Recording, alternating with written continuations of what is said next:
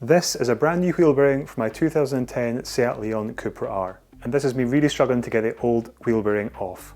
It's always the same when working on a car, especially an older car, is that to get to the part that you want to replace, usually there's a few obstacles along the way, and those obstacles on my car happen to be these stubborn bolts. So I'll show you how I fitted this to my car and also how to make sure you order the correct one for your car, because annoyingly there's two choices for this bearing. Now once the bearings come to the end of their lifespan, what you'll find is that the bearings that are inside the main bearing itself, they're not as round as they started off. They're not as smooth and they don't run as freely around inside the bearing, and also the grease dries out as well. This just means that then they're not working as efficiently, and also they're causing that grinding noise in the wheel. It's not as noticeable when the bearing is off the car, but you can definitely feel it's not as smooth moving back and forth there. And here, the brand new bearing, those ball bearings inside there will be brand new, which will keep them running nice and smooth. Now when buying your new bearing, you've got to make sure you're getting the correct one. So there is two options. There's this one here that has the smooth edges on the back of it, and there's one that also has this kind of embossed raised parts on it as well. I'll put a clip on the screen for you. Now the way to check on your car without having to take the whole thing apart is if you go under the car, so jack the car up, hooked on axle stands, and then looked under the back of the car towards the back of the brake disc, you'll be able to see the back of the bearing itself and whether it's smooth like my one is, or whether it's got those raised parts on it as well. So it's definitely worth checking that you're ordering the right bearing, whether it's a smooth one like this or the embossed one. I'm not sure if there's a set rule to which one applies to what model of car, but maybe some companies online do just go by your reg number and give you the right one. But I didn't want to take a risk myself when I ordered mine, so I took a look in the back of the brake disc to see which one it was before I ordered it. So please excuse the mess around the car, but getting stuck straight into the job, what I'm looking to do is get the center cap out of the alloy, take the alloy out of the way for a second to get the wee metal cap off the end of the bearing. This gives you access to the bolt, putting the wheel back on, putting the weight back down on the wheel with the bolts in place for the wheel, and then this gives me access straight through the alloy to getting the bearing bolt out. Now I have seen some videos where the car is up off the ground with the alloy off and people are taking the bolt out, but sometimes you're fighting against the spring and the suspension and stuff, so I just thought this would be a better way of keeping the car dead still and just focusing on the bolt. But with a breaker bar, also my torque impact gun not working either, I had to resort to taking the bar off my trolley jack and then using that as extra leverage on the breaker bar to finally get this release, but it was extremely difficult. I was expecting to actually break the bolt, it was that hard for a while. Just make sure as well you've got your multi-spline properly located in there at the M18 multi-spline I was using. Make sure it's properly located in there and that you've got pressure holding it in. The last thing I want to do is to come halfway out and round off the inside of the bolt. So once I was satisfied the bolt for the bearing was now a bit loose, I took the wheel off and then settled the car down onto an axle stand with the jack still in place. Then while making some weird looking faces while positioning my cameras, I can now show you the full glory of my rusty suspension on the rear of this car, which will be getting addressed hopefully in the next few months. Sadly, this is what Scottish roads do to the undersides of these cars. I'm looking here just to get some of the rust and corrosion off the two bolts that hold the brake caliper carrier in place by just tapping with a hammer and also using a wire brush. Then it's a case of getting this M14 multi-spline located properly into the bolt so that it gets a good grip on it as you're trying to loosen it. These can be extremely hard to get out as well. Surprisingly, this first one wasn't too bad. The main thing that makes this job awkward to get these bolts out is just trying to negotiate the suspension struts and components and springs that get in the way of getting a straight line of sight onto these bolts. Now before I get stuck into the struggle of the second bolt, let's do a quick road test to see exactly the noise this wheel bearing was making before I changed it over. Okay, so the plan is that unless maybe you can already hear the wheel bearing as quite loud as it is just now out on the main road, we're going to go into town on a smooth bit of road. I'll keep completely quiet, I'll drive over it, I'll knock it into neutral as well so you can't hear the exhaust either. And there is a bit of road noise just now over the tarmac itself. If it's not a completely smooth tarmac in my car, my 19-inch alloys make a horrible roaring noise as it is, but there's definitely wheel bearing noise in amongst that as well. So see if you can hear it in a wee second. Oh yeah, keep an eye out for these enormous potholes everywhere. The roads here are just sinking just now, and it's only going to get worse with winter time as well.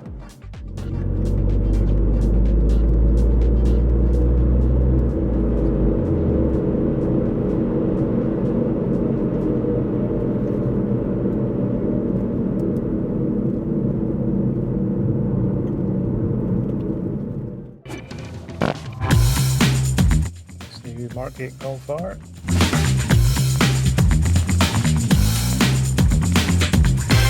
Fancy VAG cars out today. Bit cool to have your roof down though. Just thought I'd show you this bit of road just down near my daughter's nursery, which I have to drive home through, or I don't have to drive through it, but one of the roads is the easiest way to get back up to my house from here. But this one is awful. I don't know how it'll come across on camera, but it's like playing dodgings with potholes.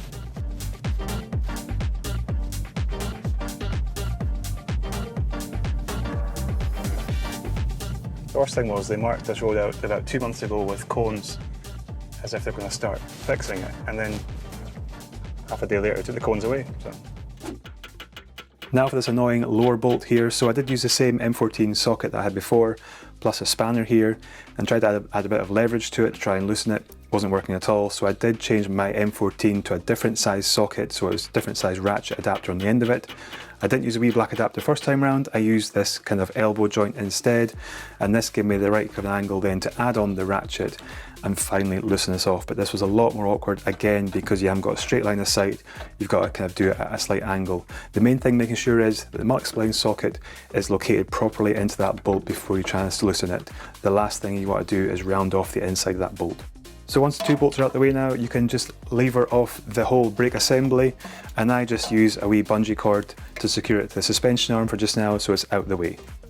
As you can see by the state of the rear brake discs, they're pretty bad, so I'm going to be doing a full rear brake overhaul on the car for a video in future, so keep an eye out for that.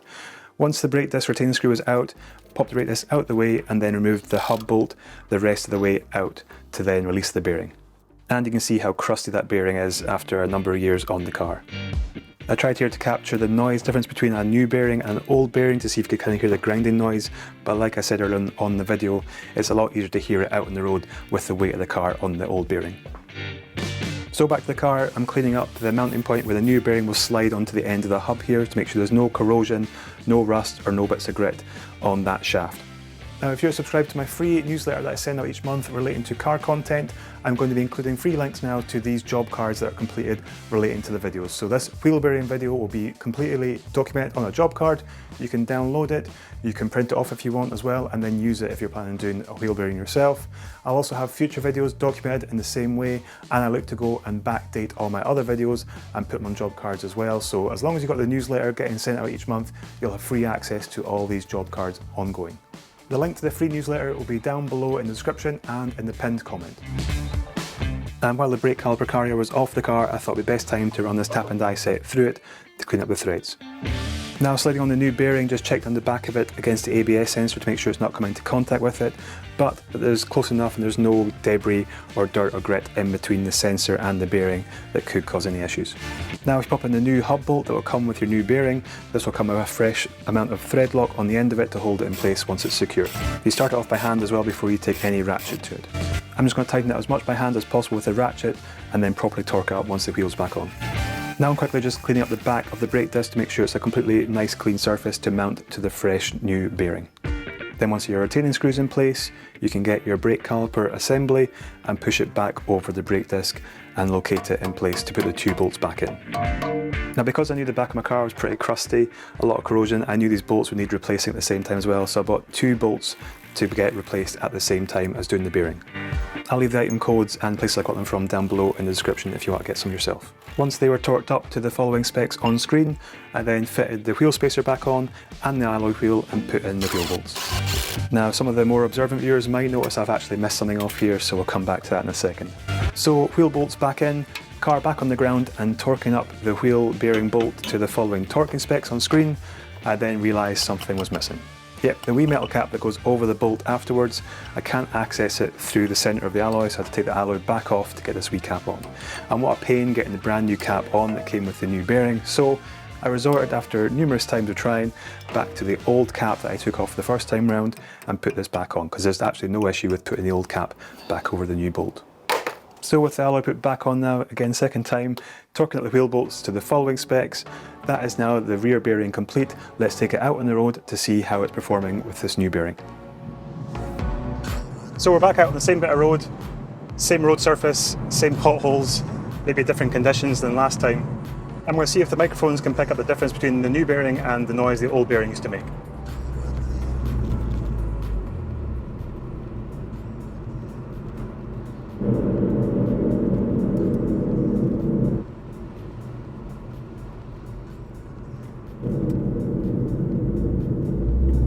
So I don't know if that's coming across on camera, but it's definitely just night and day difference to my ears anyway, that there is literally no noise off that bearing now, just the noise of the tyres and these horrendous road surfaces.